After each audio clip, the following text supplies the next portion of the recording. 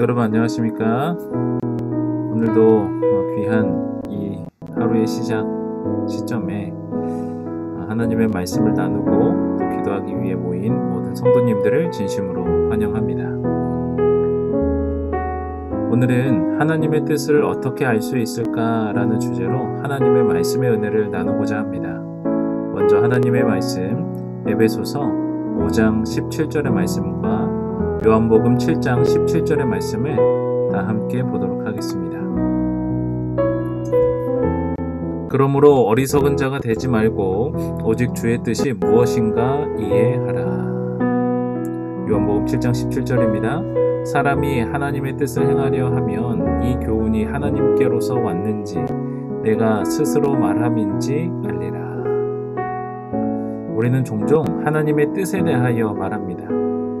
명확하게 그것을 알 수 없으나 우리는 하나님의 뜻을 구해보자, 하나님의 뜻이 있을 거야 라는 믿음의 고백들을 합니다. 그럼에도 그것에 대하여 잘 알기란 쉽지 않고 그저 하나님의 뜻을 기다리는 것밖에 우리가 할 것이 없는 듯 보입니다. 오늘의 본문의 말씀을 보면 나의 뜻과 하나님의 뜻을 구별할 줄 알아야 하고 신앙의 삶에서 주의 뜻을 이해하려는 삶이 필요함을 말하고 있습니다.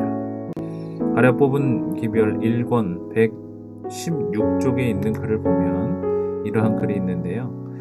하나님께서 모든 간구하는 영혼에게 가까이 하실 것이다. 분명한 것은 지금은 막연해 보일지라도 우리가 하나님께 가까이 하며 하나님의 뜻을 간구하고 그 뜻대로 살아가길 결심하게 된다면 하나님은 우리의 삶에 밀접하게 다가오실 것입니다. 그 하나님을 오늘 이해하고 하나님의 뜻과 조화된 삶을 살아가기로 결심하는 시간이 되길 바라며 함께 말씀을 살펴보도록 하겠습니다. 첫 번째, 율법에 하나님의 뜻이 표현되어 있습니다. 산상보훈에 있는 글인데요. 하나님의 뜻은 그분의 거룩한 율법에 표현되어 있으며 이 율법의 원칙은 곧 하늘의 원칙이다. 하늘의 천사들에게는 하나님의 뜻을 아는 것이 가장 높은 지식을 얻는 것이며 그분의 뜻을 실행하는 것이 그들의 힘으로 할 수 있는 가장 큰 봉사이다. 하나님의 율법과 뜻은 밀접한 관계를 가지고 있다고 합니다. 율법의 원칙은 곧 하늘의 원칙이고 그 율법은 하나님의 뜻입니다. 대개 우리는 율법이라는 단어가 우리의 삶에 참 무겁게 다가오고 무겁게 느껴지게 되는 것 같은데요. 그러나 신명기 10장 13절에서 내가 오늘 내 행복을 위하여 내게 명하는 여호와의 명령과 규례를 지킬 것이 아니냐라고 말합니다. 율법은 우리를 속박하기 위해 만든 것이 아니라 율법은 우리에게 행복을 주기 위함이라고 말씀은 말하고 있습니다.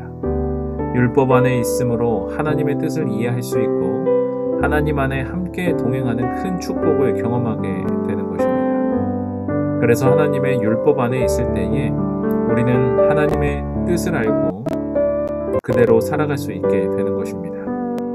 율법 안에 담겨진 하나님의 뜻을 살펴보고 그분의 뜻대로 삶을 살아가길 결심하는 하루가 되기를 바랍니다. 두 번째로 하나님의 뜻을 우리에게 나타내시는 데 두 가지의 방법이 있는데요. 첫 번째로는 하나님께서는 그분의 말씀인 성경을 통하여 당신의 뜻을 우리에게 나타내십니다. 성경 안에는 하나님의 말씀, 즉 하나님의 음성이 담겨져 있습니다.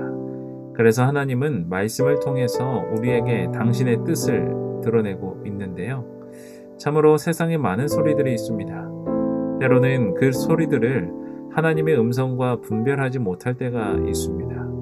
그러나 말씀에 가까이 하는 사람들은 하나님의 뜻을 이해하고 뜻대로 살아갈 수 있을 것입니다.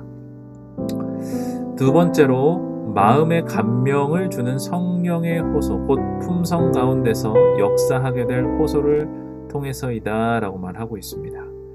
우리는 성령의 인도하심을 간구하고 그 성령과 동행하는 삶을 살아가야 합니다. 우리의 삶 속에 임재하시는 성령의 역할은 참으로 다양합니다. 그 다양함 속에서 성령은 계속하여 우리의 마음을 감동케 하고 하나님께로 우리의 삶을 인도해 주고 계십니다.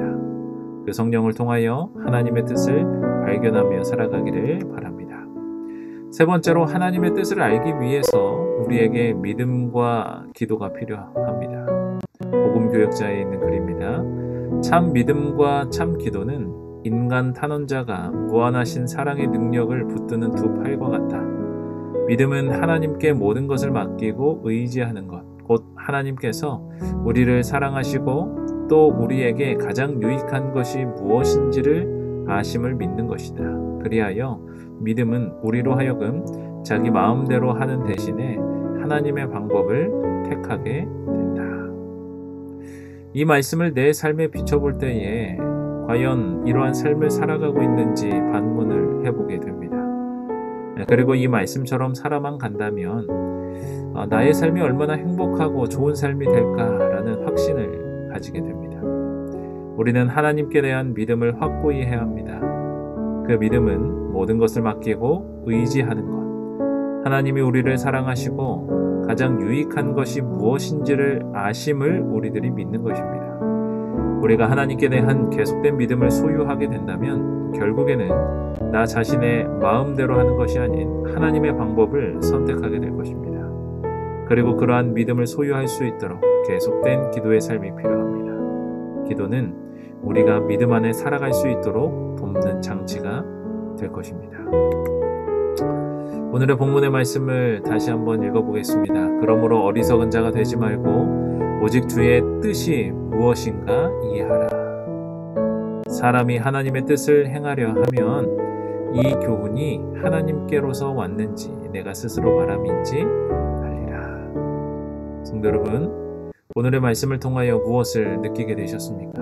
우리는 오늘 하나님의 뜻을 어떻게 알 수 있을까라는 주제로 함께 살펴보았습니다.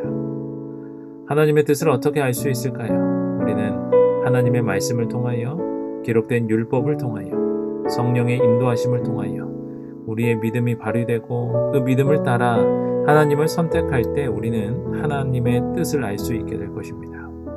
우리가 이러한 방법을 삶에 적용하고 오직 선하고 믿을 만한 것들을 따르며 하나님의 뜻과 일치되는 삶을 우리 모두가 살아가길 바라며 오늘의 말씀을 마치겠습니다. 기도하겠습니다. 하늘에 계신 하나님 아버지, 하나님의 뜻을 이 시간 우리의 마음속에 잘 새기게 됩니다.